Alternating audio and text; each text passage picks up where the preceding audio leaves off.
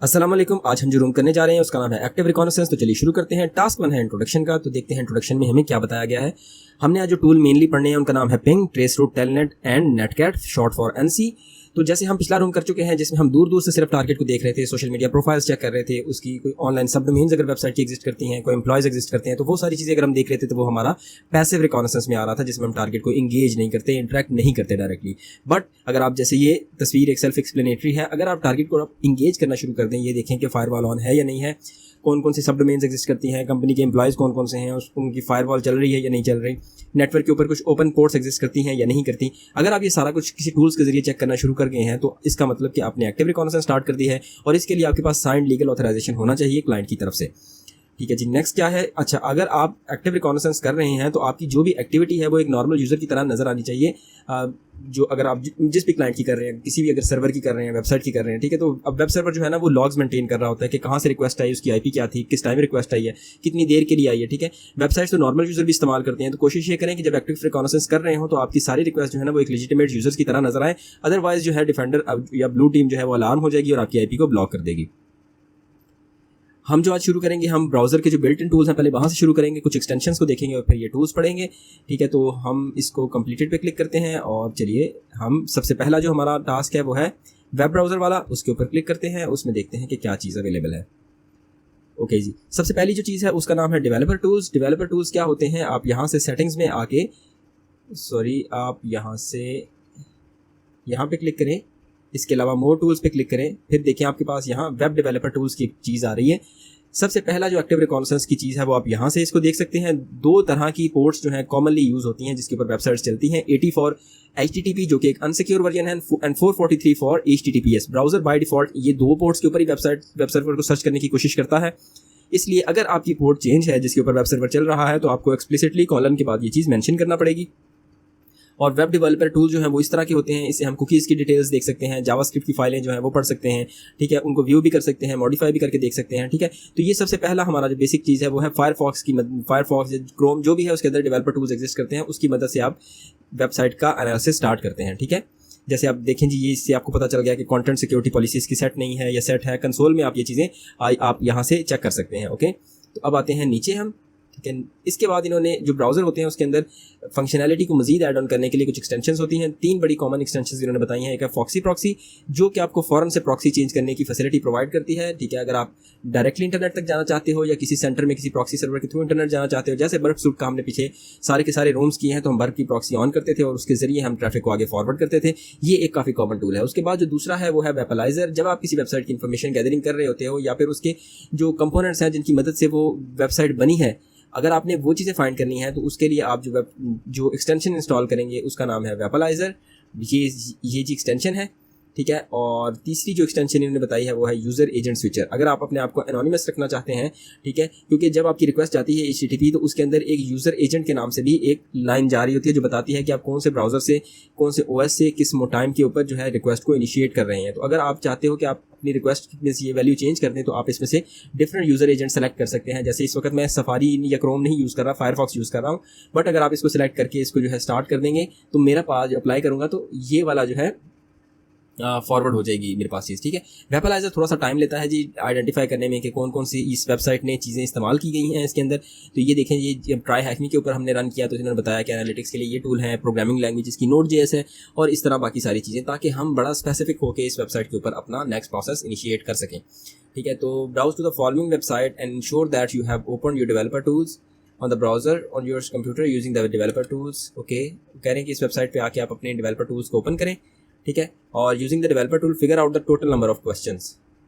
अच्छा जी, ये देखें, ये तो एक चीज़ है, कुछ भी ये चीज़ है, तो इसकी मदद से वो कह रहे हैं कि टोटल नंबर ऑफ जो क्वेश्चंस हैं उनको आप डेवलपर टूल्स की मदद से, आप यहाँ से इंस्पेक्ट से भी डेवलपर टूल्स को ओपन कर सकते हैं। ठीक है, हम इसमें आते हैं। देखें जी, इसके अंदर इस टाइम कितने क्वेश्चंस हैं, 1 2 3, और इसके बाद भी अगर कोई हैं तो वो हम फाइंड आउट करने की कोशिश करते हैं। आई थिंक सो कि ये टोटल 3 ही क्वेश्चन है क्योंकि वहाँ पे आंसर 1 2 3 ही लिखा हुआ था। सबमिट करते हैं जी।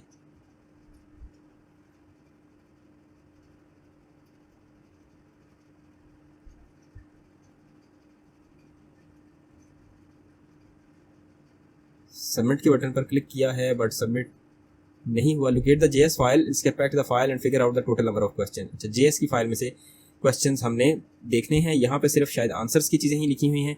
तो JS की फाइल्स हम कैसे लोकेट करेंगे, हम आ जाएंगे जी नेटवर्क के ऊपर।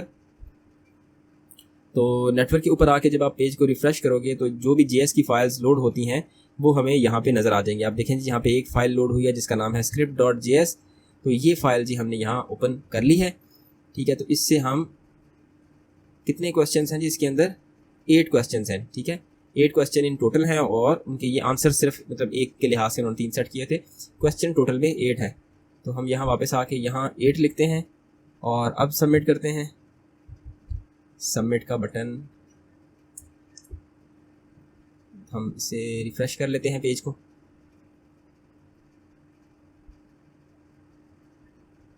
अब मैं नीचे आके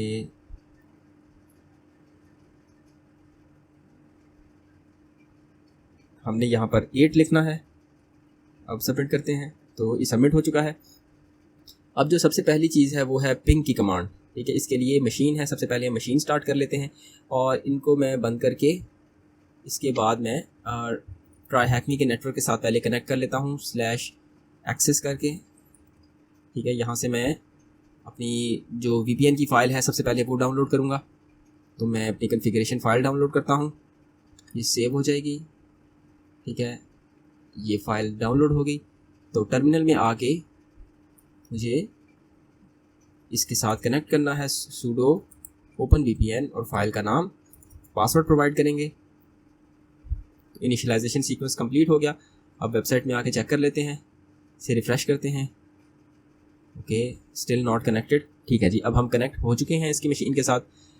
ये जो पिंग वाला मॉड्यूल है उससे रिलेटेड जो भी मशीन थी वो ये यहाँ से ऑन की गई है।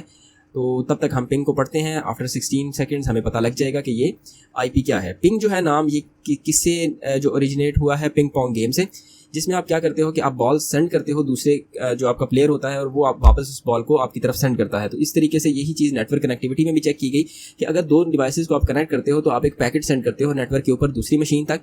अगर वो पैकेट आपको रिप्लाई, अगर वो दूसरी मशीन आपको रिप्लाई दे तो इसका मतलब वो मशीन नेटवर्क पे सक्सेसफुली जो है ऑनलाइन है, अदरवाइज उसकी कनेक्टिविटी में कोई इशू है। ये नेटवर्क ट्रबल शूटिंग की एक कमांड है।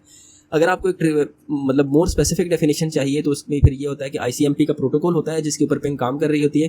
तो ये ICMP इको का पैकेट एक मशीन से आप दूसरी मशीन पे सेंड करते हैं और उसके बाद वहाँ से ICMP इको का रिप्लाई आता है। तो आपको पता लग जाता है कि अच्छा जी मशीन ऑनलाइन है। अगर मशीन ने आपको रिप्लाई नहीं किया तो इसका मतलब या तो वो नेटवर्क पे सही तरह अपलोड नहीं हुई, ठीक है, उसकी नेटवर्क की फंक्शनैलिटी, उसका जैक, उसकी वायर या फिर स्विच वो काम नहीं कर रहा, या फिर on the other hand firewall आपके पैकेट को ब्लॉक कर रहा है, ठीक है। तो पिंग की कमांड इसलिए काफ़ी हम इस्तेमाल करते हैं। अब उन्होंने कहा कि ये मशीन हमें उन्होंने ऑनलाइन करके दी है ना 10-10-60-36। तो आप इसके ऊपर पिंग करके देखें कि ये मशीन जो है हमें अवेलेबल की गई है, क्या ये हमें रिस्पॉन्स कर रही है या नहीं, क्या हम इस मशीन से कनेक्ट हो चुके हैं या नहीं। देखें जी, मशीन हमें रिस्पॉन्ड कर रही है, ICMP के पैकेट सेंड और रिसीव हो रहे हैं, तो इसका मतलब मशीन हमें रिस्पॉन्ड कर रही है। अगर आप इसको कंट्रोल-C करके हम बंद कर सकते हैं। अगर आप देखें यहाँ पे अनलिमिटेड पैकेट सेंड होना शुरू हो गए थे। अगर आप पैकेट्स को लिमिट करना चाहते हैं तो -C के आर्गुमेंट से आप नंबर ऑफ पैकेट्स बताएंगे तो सिर्फ उतने number of packets he send होंगे आपके आपने जो भी IP बताई है ऐसे, ठीक है। ये मैंने, ठीक है, सही है। देखिए जी, 10 पैकेट सेंड होने के बाद कमांड ऑटोमेटिकली रुक गई है। ओके, ICMP के जो है ना काफ़ी सारी क्यूरीज होती हैं काफ़ी टाइप की। तो अभी हम जो है ना जो ICMP एक सेंड में पैकेट होता है वो टाइप 8 का यूज़ करते हैं और जो रिसीव में पैकेट होता है पिंग जो यूज़ करता है वो टाइप 0 होता है। तो इस रूम के स्कोप में ये ICMP प्रोटोकॉल को मज़ीद एक्सप्लेन करना नहीं है। बस आप इतना याद रखें कि नेटवर्क की कनेक्टिविटी को इस्टेब्लिश करने के लिए ये जो है मैकेनिज्म यूज़ होता है, ठीक है जी। अब देखें जी, पिंग की कमांड जैसे यहाँ पे बताई गई है, इसी तरीके से हम 5 पैकेट अगर सेंड करने हैं तो इसको सेंड कर सकते हैं। हमने 10 पैकेट सेंड करके ऑलरेडी देख लिए हैं, सही है। और इन दी एंड आपको रिस्पांस कितनी मिली सेकंड में वापस आया है वो भी आपको पता चल जाता है, ठीक है।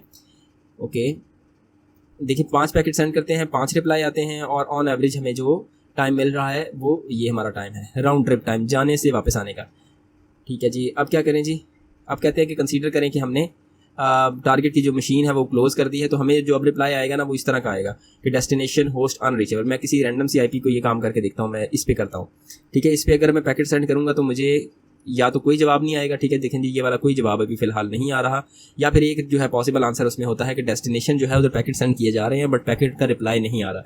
तो इससे हम क्या आइडिया ले सकते हैं कि या तो डेस्टिनेशन कंप्यूटर रिस्पॉन्सिव नहीं है बूट हो रहा है अभी, या उसका ओएस क्रैश किया हुआ है, या उसमें नेटवर्क की तार नहीं लगी, या कोई फायरवॉल उसको ब्लॉक कर रही है, सही है।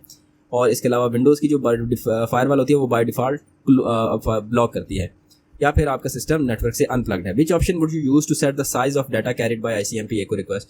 तो ये अगर आपने देखना है कि अगर आपने ICMP एको का साइज़ भी सेट करना चाहते हैं तो वो भी आप कर सकते हैं। किस वेरिएबल से सेट कर सकते हैं, आप -s करके जो भी आपने बफर में का साइज़ रखना है वो यहाँ से आप बता सकते हैं। तो -s का स्विच है जिसकी मदद से हम पिंग की ये सेटिंग कर सकते हैं। अब इन्होंने कहा कि ICMP हेडर का साइज़ क्या है, ठीक है। मैंने इसी को कॉपी करता हूँ और गूगल में आप पेस्ट कर दें। तो ICMP हेडर का जो साइज़ होता है वो होता है 8 बाइट्स का, और इसके पेलोड का साइज़ ये है, तो मैंने यहाँ पर 8 लिख दिया था, ठीक है। अब इन्होंने जैसे यहाँ बताया था कि MS विंडोज़ की जो फायरवॉल है वो पिंग को बाय डिफ़ॉल्ट क्लोज बंद करती है। तो ये देखें जी, इसमें इसलिए मैंने जो है ना इन्होंने पूछा है कि क्या वो जो है ना ब्लॉक करती है, तो बिल्कुल जी ब्लॉक करती है, तो वाई इसका आंसर होगा। अब इन्होंने कहा कि आप मशीन को डिप्लॉय करें, उसमें ये वाली कमांड चला के देखें, तो आप देखें आपको कितने रिप्लाइज आते हैं। ये भी कमांड हम चला के देखें तो 10 के अगेंस्ट हमें 10 रिप्लाइज ही आएंगे, ठीक है। अब हमारा जो नेक्स्ट चीज़ है वो है ट्रेस राउट। ट्रेस राउट की क्या कमांड है, फॉर एग्जांपल ये देखें जी, आप यहाँ पर हैं और एक आपके पास जो आपका क्लाइंट है उसे आप पिंग करके देख रहे हैं मिसाल के तौर पे, या फिर यूट्यूब का सर्वर है वहाँ से आप यूट्यूब की कोई वीडियो मंगवा रहे हो, तो उसमें क्या होता है मल्टीपल राउटर्स, ये जो है ना हॉप्स कहते हैं इसको, राउटर स्विच से जब गुजर के जाता है, ठीक है। तो ये देखें, एक हॉप है, 2 हॉप है, 3 4 5 6, एक ये पाथ ही हो सकता है। एक शॉर्टेस्ट क्या है, 1 2 3 4 वाला ये पाथ है, यहाँ से जा सकता है आपकी ट्रैफिक को लेके। तो ट्रेस राउट से हम क्या करते हैं, ट्रेस राउट का काम ये होता है कि कौन सा पाथ फॉलो किया है आपकी रिक्वेस्ट ने एंड गोल तक पहुँचने में, ठीक है। और इसके अलावा ये भी हो सकता है कि देखिए आपका पैकेट यहाँ से निकला, इधर पहुंचा, इधर से यहाँ गया, यहाँ से फिर वापस यहाँ आ गया, तो ये भी हो सकता है कि इंसान कैसे ये लूप बन जाए। तो उसके लिए लूप को अवॉइड करने के लिए एक वैल्यू होती है TTL, टाइम टू लिव। आप टाइम टू लिव की वैल्यू जो है ना सेट करके पैकेट को जो है ना अपने पास से निकालते हो। फॉर एग्जाम्पल अगर मैंने पैकेट की वैल्यू 3 रखी हुई है तो इसका मतलब आफ्टर 3 हॉप्स ये पैकेट जो है ना इसकी TTL की वैल्यू 0 हो जाएगी और नेटवर्क जो है ना वो पैकेट को ड्रॉप कर देगा, मजीद लूप नहीं करेगा। यहाँ से निकला 3 में से एक माइनस हुआ, 2 रह गया, फिर एक निकला 1 रह गया, फिर एक निकला यहाँ पे 0 हो गया, और उसके बाद ये राउटर जो है TTL की वैल्यू देख के राउटर जो आपका पैकेट है उसको ड्रॉप कर देगा। इसको फाइंड आउट करने के लिए कि हमारा नेटवर्क क्या पाथ ले रहा है, हमारे पास एक कमांड है जिसका नाम है ट्रेस राउट, ठीक है। जब आप ट्रेस राउट लिख के आप IP लिखते हैं, जैसे मैं इसको कॉपी करके इधर पेस्ट करता हूँ,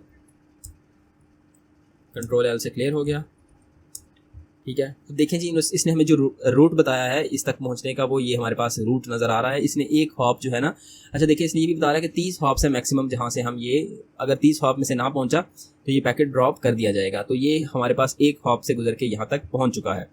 ओके, देखिए जी, यहाँ से इस हॉप से 3 रिप्लाई आए हैं, इस हॉप से भी 3 रिप्लाई आए हैं, क्यों आए हैं ये भी हम पढ़ लेते हैं, ठीक है। बाय डिफ़ॉल्ट जो होता है ना, सेंटर की मशीन जो हैं, जैसे यहाँ से तो आपने सेंड किया है ना यहाँ तक, तो ये बाय डिफ़ॉल्ट ये मतलब इस तरह की लॉजिक नहीं सेट होती कि ये भी आपको अपनी IP बताए, ये भी मतलब आप यहाँ से पैकेट गुजार रहे हो और उसके अगेंस्ट ये एक पैकेट आपको यहाँ भेज दे, ये यहाँ से गुजार रहे हो तो ये एक पैकेट आप ओरिजिनल सेंटर को भेजे, तो ऐसा नहीं होता। बट हम TTL की जो वैल्यू है उसकी मदद से हम जो हॉप्स है ना उसको ट्रिक करते हैं। कैसे ट्रिक करते हैं, जिस भी पॉइंट के ऊपर TTL की वैल्यू 0 होती है ना, वो ओरिजिनल सेंटर को एक मैसेज सेंड करता है कि जी आपका पैकेट हम ड्रॉप कर रहे हैं। तो उसमें उसकी अपनी IP भी नज़र आ रही होती है। तो आप क्या करते हो कि मिसाल के तौर पर आपने यहाँ तक पैकेट भेजने हैं ना, आप एक पैकेट सेंड करते हो जिसकी TTL की वैल्यू 1 है, एक सेंड करते हो जिसकी TTL की वैल्यू 2 है, फिर एक वाला 3 वाला और एक 4 वाला और एक 5 वाला, ठीक है। अब क्या होगा, जब 1 वाला यहाँ से गुजरेगा, ठीक है, तो उसके TTL की वैल्यू 0 हो जाएगी, तो वो इसको एक मैसेज सेंड करेगा, अपनी IP भी इसके बीच में आ जाएगी उस पैकेट के, ठीक है, कि मैं आपका पैकेट ड्रॉप कर रहा हूँ, ठीक है। आपने बाकी आपके जो पैकेट है 3-4 पैकेट है वो तो भी नेटवर्क में है ना, वो इससे अगले हॉप के ऊपर जाके अपनी वैल्यू को कम करेगा, ठीक है, TTL की वैल्यू को रिड्यूस करके 0 करेगा। तो ये दूसरे पैकेट के ऊपर कहेगा कि मैं आपकी पैकेट को ड्रॉप कर रहा हूँ, तो इसकी IP भी इसको पता लगी। और इस तरीके से जैसे जैसे आगे गुजरते जाएंगे तो जो हमने 5 पैकेट भेजे हैं उन सारों की TTL की वैल्यू रिड्यूस होती जाएगी और हर हॉप इंटर्न आपको बताएगा कि मेरी IP ये है, मेरी IP ये है, ठीक है। तो ये जो है ना एक प्रोसीजर है जिसकी मदद से आपको मालूम पड़ता है कि सेंटर के जो हॉप्स हैं उनकी IPs क्या हैं, ठीक है। देखिए आपने TTL की वैल्यू इनिशियली 1 करके सेंड की तो इसने आपको रिप्लाई कर दिया, ठीक है। तो ये एक मैकेनिज्म है जिसकी मदद से हम क्या IPs जो सेंटर के हॉप्स हैं उनकी निकालते हैं। अब देखें जी, इन्होंने एक ट्रेस राउट दिखाया है कि अगर ट्राई हैकमी के नेटवर्क, अच्छा ये हर दफ़ा ना ये सेम ही नहीं होता। जैसे देखें यहाँ पे भी मल्टीपल चैनल्स हैं ना यहाँ तक पहुँचने के, तो वर्ल्ड में भी जब आपका पैकेट जो है मैं ट्राई हैकमी के सर्वर पे मिसाल के तौर पर भेजता हूँ तो वो मुख्तलिफ चैनल से होकर गुजरेगा, तो आपको एक्जैक्टली यही सेम आउटपुट नज़र शायद ना आए, ठीक है। तो ये एक ट्रेस राउट है जिसमें ट्राई हैकमी को किया गया, रिक्वेस्ट सेंड की गई, फिर ट्राई हैकमी की कोई रिक्वेस्ट सेंड की गई, तो वो जो IPs हैं वो थोड़ा बहुत फ़र्क हो गई, ठीक है। तो अब हम इधर देख लेते हैं कुछ ऐसी बात,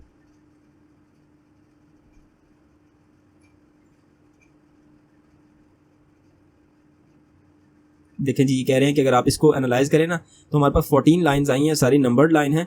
हर लाइन एक राउटर या एक हॉप को सेंटर में जो है ना उसको रिप्रेजेंट कर रहे हैं। हमारा सिस्टम ने 3 पैकेट सेंड किए, TTL की वैल्यू 1 रखे, then 3 packets with TTL set to 2 and so forth. ठीक है, depending upon the network topology we might get different replies, जैसे मैंने आपको बताया था अभी। तो हर पैकेट के अगेंस्ट कितने रिप्लाईज आ रहे हैं वो वेरी कर रहा है हमारे पास। ठीक होगी बात? ओके, अभी इसमें से क्वेश्चंस क्या हैं वो हम देख लेते हैं। देखें जी, कितने नंबर ऑफ हॉप्स हैं आपके और आपके टारगेट के दरमियान, ये जिस टाइम पे आप ट्रेस राउट रन कर रहे हैं उस पर डिपेंड करता है। कुछ राउटर्स जो हैं वो पब्लिक आईपी एड्रेस रिटर्न कर रहे होते हैं। ठीक है, you might examine a few of those router based on the scope of intended pen testing. अगर आप पेन टेस्टर में वो भी आईपी शामिल हैं तो आप उसको भी पेन टेस्ट करोगे। Some routers don't return a reply. ठीक है, वो कन्फिगर इस तरह किए जाते हैं कि वो अगर पैकेट ड्रॉप करने वाले हैं तो रिप्लाई आपको सेंड नहीं करते। अब ट्रेस राउट ए जो है उसमें लास्ट राउटर जो है ट्राई हैक मी तक पहुंचने से पहले उसके आईपी एड्रेस क्या है, उसका आईपी एड्रेस हम देखते हैं लास्ट लाइन में क्या है। ये देखें जी, ये वाला आईपी एड्रेस है 172.6.769.208। देखें जी, ये मैंने यहाँ पे लिख दिया। अब यही क्वेश्चन ट्रेस राउट बी के लिए, यहाँ पे ये है 104.261.1.229। ट्रेस राउट बी में कितने राउटर्स आपके और सिस्टम के दरमियान हैं? 26।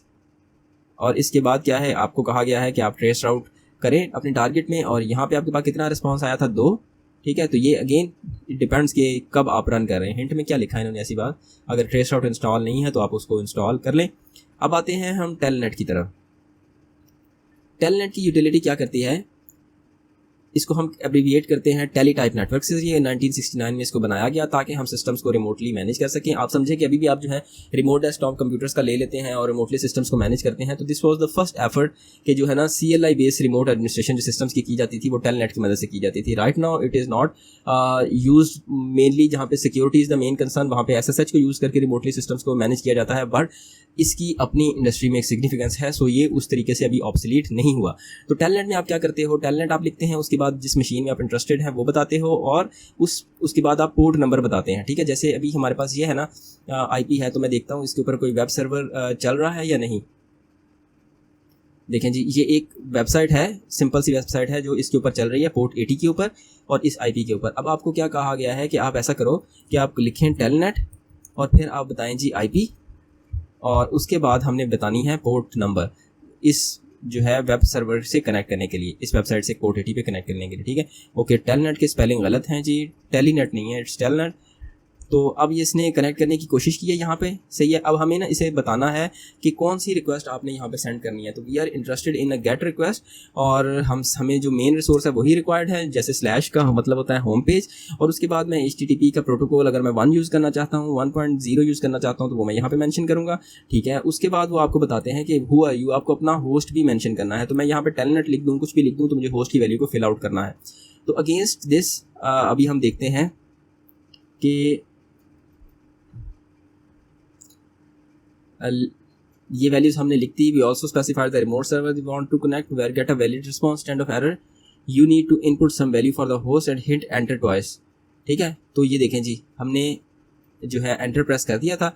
तो अभी हमें हमने क्या कहाँ तक किया था, ये हमने चीज़ की थी। ठीक है ना, तो ये उसने ना रिक्वेस्ट हमारी टाइम आउट कर दी क्योंकि मैंने एंटर 2 दफ़ा प्रेस नहीं किया था, बट रिस्पांस देखें फिर भी सर्वर की तरफ से आ गया। हम ये काम दोबारा करते हैं। ठीक है, ये हो गया। अब मैं कहता हूँ जी मुझे गेट रिक्वेस्ट सेंड करनी है स्लैश के रिसोर्स पे HTTP 1.1 की मदद से। ठीक है, सॉरी अगेन, और उसके बाद आप होस्ट में बताते हैं, कुछ भी लिख दें, जैसे मैंने अपना नाम लिख दिया, 2 दफ़ा एंटर प्रेस करें तो ये सर्वर की तरफ से हमें रिस्पॉन्स आ गया है। ठीक है, उसके बाद कनेक्शन को क्लोज कर दिया गया। आपने रिक्वेस्ट सेंड की तो सर्वर ने आपको अपना रिस्पांस दिया, जिसमें आपने बैनर ग्रैबिंग भी कर ली, सर्वर का नाम आपको यहाँ से मिल गया। तो this is also an important tool for active reconnaissance, कि आपको यहाँ से, अब आप सिर्फ अपाची जो सर्वर्स हैं उसमें इंटरेस्टेड हैं, और उसकी आप, और उसके बाद देखें जो मशीन है वो कोई लिनक्स डेबियन बेस्ड मशीन है जिसके ऊपर ये सर्वर होस्टेड है। तो इसका मतलब कि आपको लिनक्स के डेबियन वर्जन्स के आपको एरर्स निकालने हैं।